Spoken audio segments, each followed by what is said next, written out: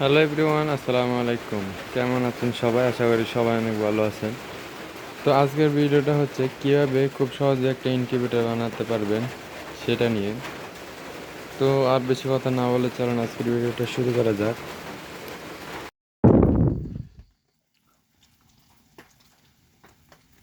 তো আপনারা দেখতে পারতেছেন আমি একটা কার্টুন নিয়ে নিছি। এটা হচ্ছে একটা কার্টুন, এই যে দেখতে পারতেছেন একটা কার্টুন। তো আমি হচ্ছে এই কার্টুনটা দিয়েই হচ্ছে মূলত ইনকিউবেটরটা বানাবো, যেটা ম্যানুয়াল ইনকিউবেটর। তো তার জন্য আমার লাগবে হচ্ছে একটা বাল্ব লাগবে, যেটা আমার কার্টুনটা ছোট, যার কারণে আমি হচ্ছে একটা 40 ওয়াটের লাল বাল্ব নিছি। এই যে দেখতে পারতেছেন, এই যে সরি 60 ওয়াটের একটা লাল বাল্ব নিছি। তারপরে লাগবে হচ্ছে একটা টেম্পারেচার মিটার। এই এটা হচ্ছে আপনারা অনলাইনে পেয়ে যাবেন, টেম্পারেচার কন্ট্রোলার আর কি। টেম্পারেচার কন্ট্রোলার এক্সএস ডাব্লিউ 3001 দিলেই, অনলাইনে যায় দিলে এটা পাইবেন। ওইখান থেকে কিনতে পারবেন, দারাজের থেকেও কিনতে পারবেন, যে কোনো একটা ওয়েবসাইট থেকে এটা কিনতে পারবেন। তো এটার সাথে রয়েছে একটা সেন্সর। এই সেন্সরটা দিয়েই হচ্ছে মূলত, এটা দিয়েই মূলত টেম্পারেচার মাপা হয়। এই যে, তো তারপরে হচ্ছে আমাদের হচ্ছে আপাতত আর কিছু লাগবে না, যেহেতু আমরা নর্মালি বানাইতেছি। আমরা এটা দেখবো যে আসলে কতটুকু কাজ করে এই ইনকিউবেটরটা, কতটুকু আমরা হ্যাসিং রেট পাই। যার কারণে আমরা হচ্ছে শুধুমাত্র নর্মাল একটা এই যে কার্টন নিছি, তারপরে হচ্ছে একটা বাল্ব আর একটা হচ্ছে মিটার নিছি। এই মিটারটা হচ্ছে নিছি। তো আমরা ইনকিউবেটর বানাতে গেলে কিন্তু আর অনেক কিছু লাগে। ঠিক আছে, একটা বক্স লাগে, অনেক বড় একটা ব্যাস বা কক্সিটের বক্স লাগে।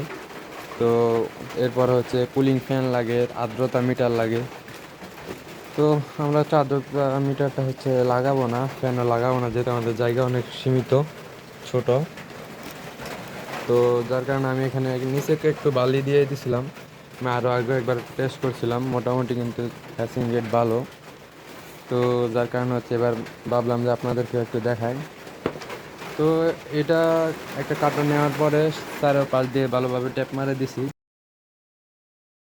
তো তারপরে হচ্ছে এই জায়গায় একটা হোল্ডারের মাপ মতো করে কেটে নিছি, যাতে এই জায়গার মধ্যে সুন্দর করে হোল্ডারটা বসানো যায়। তারপরে হচ্ছে সুন্দরভাবে এটার ভিতরে হোল্ডারটা দিয়ে দিব।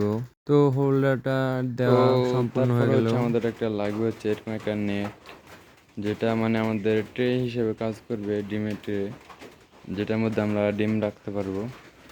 তো এরপর হচ্ছে এটা হচ্ছে এটার ভিতরে সুন্দরভাবে দিয়ে দিব। তো এরপর হচ্ছে আমরা সুন্দর করে এটাকে হচ্ছে ভিতরে ভালোভাবে বসাই দিছি। সুন্দর করে হচ্ছে ভিতরে বসাই দিছি, নিচে একটা মানে লাঠি দিছি আর কি, দুই পাশে দুইটা লাঠি দিয়ে দিছি, যাতে এটা একেবারে নিচে না যায়। ডিম দিলে সুন্দর করে এখন মানে এটার মধ্যে বসে থাকবো ডিম।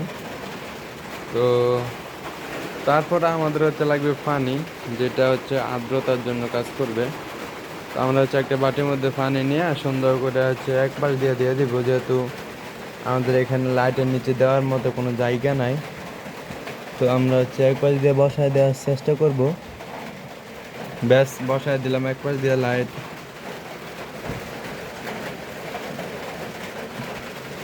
এক পাশ দিয়ে হচ্ছে হচ্ছে পানিটা হচ্ছে এক পাশ দিয়ে বসায় দিলাম। তারপরে হচ্ছে এবার হচ্ছে লাইটটা লাগাই দিব আর কি। তো ব্যাস আমাদের ইনকিউবেটর রেডি হয়ে গেল। তো ফাইনালি আমাদের ইনকিউবেটর মানে হচ্ছে একবারে সম্পূর্ণ হয়ে গেছে। এই হচ্ছে নেট, তারপর হচ্ছে পানি। নেটটা দিয়েছি ট্রে হিসেবে, যাতে একবার দুইবার যদি মানে ডিমগুলো যখন মানে একটু উল্টে দিতে হবে, তো এটা যাতে মানে মনে নাও থাকতে পারে। তো তাতে কোনো সমস্যা হবে না, না উল্টাইলেও কোনো সমস্যা হবে না। যার কারণে হচ্ছে নিচেও পাক আছে, উপর দিয়ে আলো পাইতেছে, হচ্ছে হিট পাইবে, নিচ দিয়েও হিট পাবে, তো কোনো সমস্যা হবে না। তো এরপরে হচ্ছে তারপর হচ্ছে এই যে একটা টেম্পারেচার কন্ট্রোলার, এরপর আছে একটা সেন্সর। তো আমরা হচ্ছে সেন্সরটাকে এটার ভিতরে দিয়ে দিব। ব্যাস সেন্সরটাকে এটার মধ্যে দিয়ে দিলাম। তারপরে হচ্ছে একটা লাল লাইট, ব্যাস এগুলা নিয়েই হচ্ছে একটা ইনকিউবেটর তৈরি করে ফেললাম। তো এটা হচ্ছে আমাদের আজকের ইনকিউবেটর। সবাই দোয়া করবেন যাতে ভালো হ্যাচিং রেট পাই। আল্লাহ হাফেজ।